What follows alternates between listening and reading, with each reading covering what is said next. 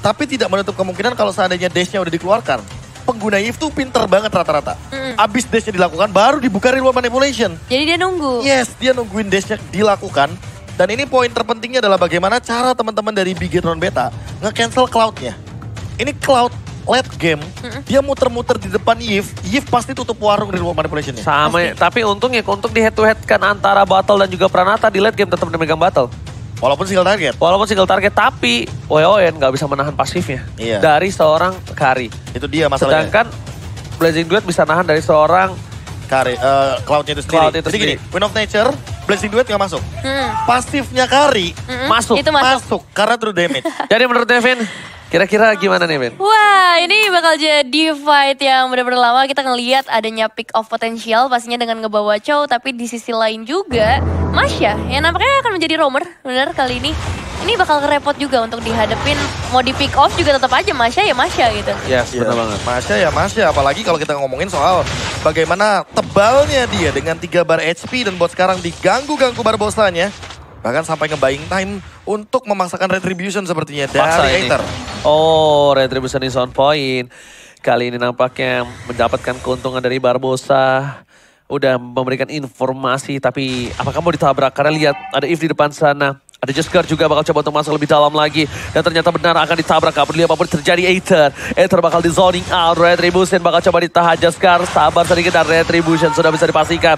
Barbosa mundur dengan sprintnya ke arah belakang. Dan itu dia Pranata mencoba untuk memberikan sedikit damage. Botol memang belum memiliki damage. Tapi setidaknya kali ini Purple Buff dan Lancelot tanpa Purple Buff ini berat banget di early game. Berat di early game ya, tapi tidak dengan di late game. Di late game dia masih oke lah. Mungkin nanti dia punya Endless atau mungkin nanti dia bakal shifting ke arah Thunderbelt. Sebagai itemnya itu case-nya beda. Tapi di early udah bisa dipastikan berat. Ya, dan ini kayak aku ngeliatnya balik lagi ke dalam game yang pertama ya. Dimana Bigetron bisa ngebawa Barbosa, dia bisa main agresif dan langsung kelihatan kerugian untuk RRQ. Namun berhasil dimakan ternyata oleh Firnokir, penculikan ke arah gold buff-nya. Oke, nggak ada yang menduga-duga ternyata walaupun badananya udah set up duluan. Dan harusnya badana nggak sih? Iya. Harusnya badana nggak sih? Udah ditarik kan gitu. Damage-nya dari lavanya kan ada apa ya? Ada animasinya. Makanya lah nggak langsung didapatkan sama banana. Oke. Barbosa ditutup benar-benar tidak boleh masuk ke dalam kandang ini milik dari tim RRQ Sena. Para pemain dari tim RRQ Sena kali ini mereka agak sedikit tertinggalan dari segi Purple Buff. Kalau goldnya itu nggak terlalu berbeda jauh, tapi kalau untuk Purple menurut gue agak cukup jauh. Karena itu menjadi salah satu hal yang penting dimiliki dari seorang Aether. Lihat, sudah telah dikerahkan. Itu menuju depan sana, Retribution di sound point, dibalikan kembali keadaan depan ke para pemain dari tim RRQ Sena. Mereka harus mundur ke arah belakang Jaskar. Gak mau masuk lebih dalam lagi dan dia menunggu posisi di mana Banana harus tertabrak kembali dan berhasil di first blood.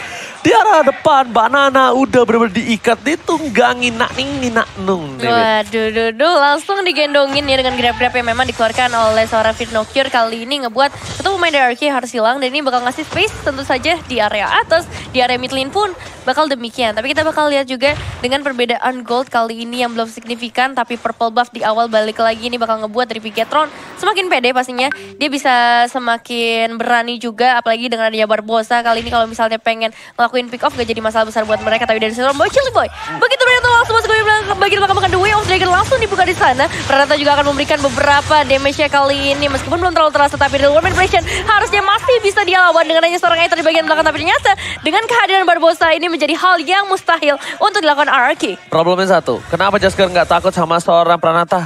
Gak ada Demon Hunter Sword. Iya, intinya itu belum ada Demon Hunter Sword, itu adalah saatnya tepat untuk tabrak aja apapun yang ada di depan. Tapi kalau udah ada Demon Hunter Sword mungkin agak sedikit respect ya. Dan tapi tadi flicker on point-nya sih dari seorang Battle dengan dash-nya. Itu benar-benar langsung dihajar Bochili Boy ketika The Way of Dragon-nya ternyata dilanjutkan. Iya benar. Jadi damage dari secondary turret-nya atau inner turret-nya masuk. Dan itu membuat sosok dari Pranata yang udah ngelakuin Blazing Duet duluan. Jadi mau nggak mau harus mundur ke arah belakang. Mau nggak mau dia harus clear. Iya. Dia paksa Blazing Duet untuk clear. Jadi, karena objektif poinnya dia minion. Masalahnya dia nggak dapat gerobak terakhirnya tadi. Sayang sekali. Tapi nampaknya melihat adanya sebentar lagi Turtle akan coba dibuka. Bochili Boy nggak punya flicker untuk melakukan sedikit inisiasi dari para pemain dari tim Arnevin. Yes, ini dia kita bakal melihat karena tadi memang Turtle-nya udah terspawn di menit-menit awal dengan Retribution yang kali ini kayaknya masih ready untuk kedua. Tapi Pranata baru saja berhasil dapetin satu eliminasi di area bottom lane, membuat mereka bisa dapetin platingan seharusnya di bagian bawah, dan bahkan dari seorang Jaskar akan memberikan perlawanan dengan adanya satu Turtle yang coba untuk ditukar dengan satu kematian Battle. Tapi nampaknya semua spekulasi kita salah. Aether nggak pasang Retribution-nya tapi dia tetap dapetin orange buff-nya. Turtle dipegang sama seorang Jaskar. Tapi dari bottom lane tadi sebenarnya menurut gue battle itu flicker ke arah yang tepat. Dia masuk ke arah boost tapi sayangnya refleks dari Pranata itu untuk ngeluarin Art of Thievery-nya pas banget ke arah bush-nya. Jadi kayak sama-sama on point Jadi ya jatuhnya. itu soalnya nggak seharusnya itu tidak apa namanya asal klik apa sih Be namanya Be? Auto click. Enggak auto klik karena kan itu masuk ke arah bus itu kan hilang vision. Iya benar-benar. Jadi kalau misalnya auto klik ya nggak bakal harusnya masuk damage-nya gitu. Iya, Art of Thievery-nya harusnya ke depan. Betul. Tapi kali ini benar-benar kalkulasi yang dilakukan oleh Pranata benar-benar on point. Dan kita bakal bergeser juga ke area top lane karena Grab udah mulai memasuki ke dalam tubuh dari para pemain. RRQ terlebih dahulu, Firnocure tapi dalam bahaya juga sebenarnya dari seorang Banana yang harus ditumbangkan. Oke, kembali Firnocure, kesulitan Banana.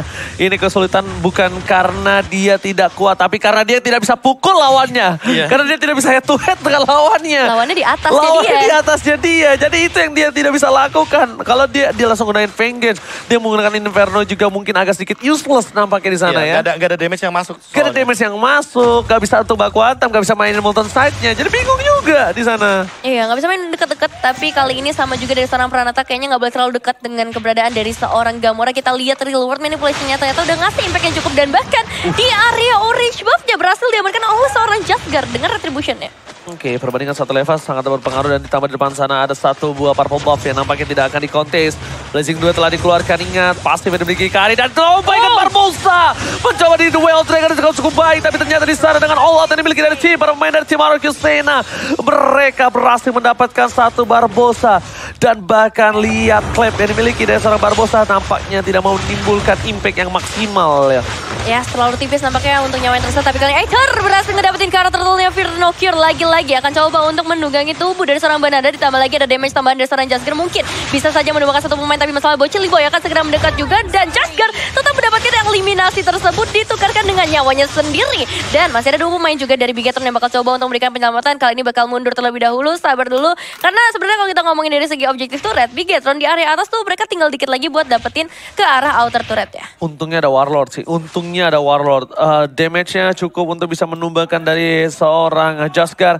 Dan bahkan di sisi lainnya dari para pemain dari tim RRQ berhasil mendapatkan shutdown pula dengan adanya 4 point kill dan berbanding dengan 3. Mereka perbandingan gold juga tidak terlalu jauh. Cuma menurut gue Barbosa ini harus agak lebih wise untuk menggunakan clap-nya sih. Harus ke orang yang tepat. Iya, balik lagi sih. Untuk pemilihan target mungkin akan lebih dipertimbangkan. Karena masing-masing udah bakal ada targetnya dari calls masing-masing timnya. Cuma gimana cara untuk menginisiasinya aja sih. Karena balik lagi RRQ Sena. Karena mereka bawa Chow, mereka punya Lunox juga. Ini sebenarnya pick off juga menjadi salah satu metode kemenangan mereka. Sekarang Aether juga udah punya satu Hunter Strike, jadi otomatis penetration tambahan, physical damage tambahan akan mempermudah dirinya untuk mendapatkan poin-poin kill dan objektif yang dia butuhkan. Iya, ini kalau misalnya Bocil Boy bisa nyulik satu pemain aja, itu damage-nya menurut aku di menit kayak gini udah bisa banget. Udah cukup banget untuk langsung mendapatkan satu instant elimination. Tapi kali ini masalahnya teamfight terjadi, Firnocure bakal coba untuk masuk ke bagian depan dengan beberapa resource yang udah dikeluarkan. Lunox pun mengeluarkan ultimate-nya, tapi reward manipulation dari seorang Fir berhasil menumbangkan satu pemain di sana. Pranata still survive dengan adanya mirroring image yang bisa dia dibukakan. Tapi Aether juga harus menghindar dengan damage yang dikeluarkan oleh seorang battle begitu sakitnya attack speed. Bahkan Bocil Boy juga harus melakukan satu defensive movement. Hilang dari vision, sayang sekali.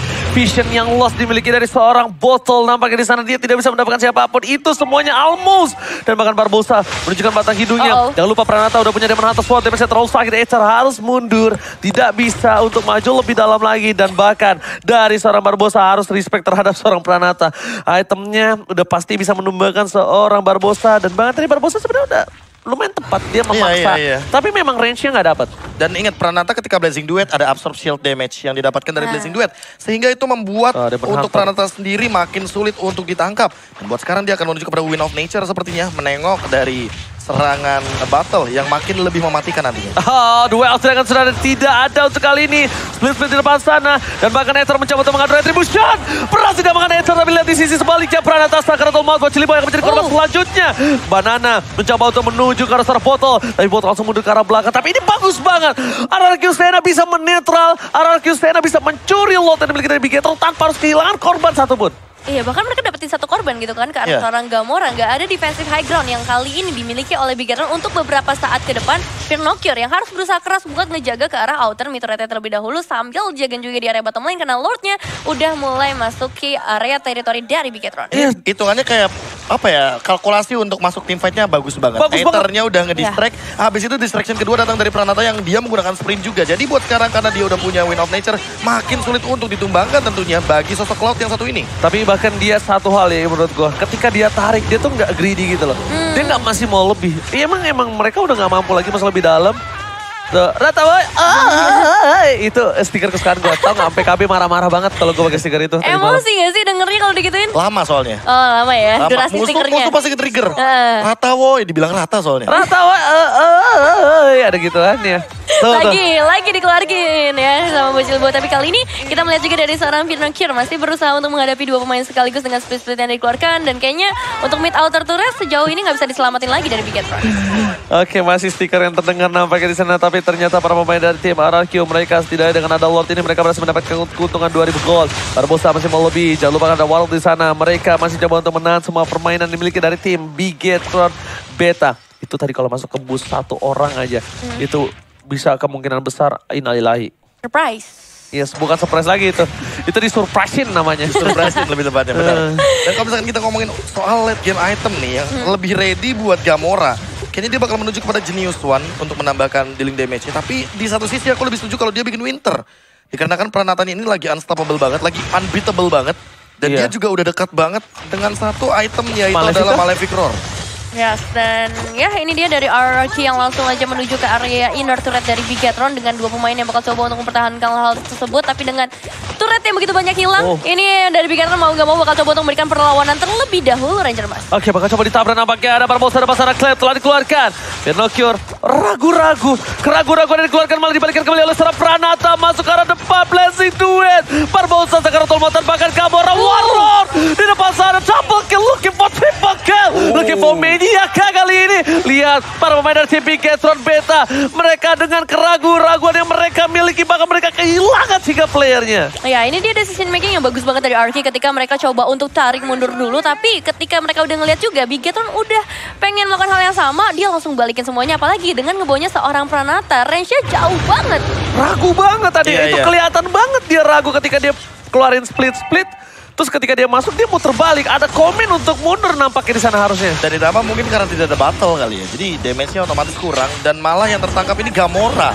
Yang benar-benar ada di bagian high ground-nya. Jadi buat sekarang Lord otomatis bakal jadi gratis buat teman-teman dari RRQ Sena. Free Lord. Menengok dari Lord yang udah di Enhance. Ini bakal nabrak ke arah bottom lane. Dan ini akan mendobrak pintu dari base turret yang dimiliki sama Bigetron Beta. Ini Genius One udah jadi, tapi masih jauh banget untuk menuju kepada Winter Truncheon. Dia punya armor, tapi tidak menutup untuk dari segi bagaimana Pranata dengan itemnya dia yang akan menuju kepada apa nih? Si Halberd kah? Dia udah punya regular spear di sini.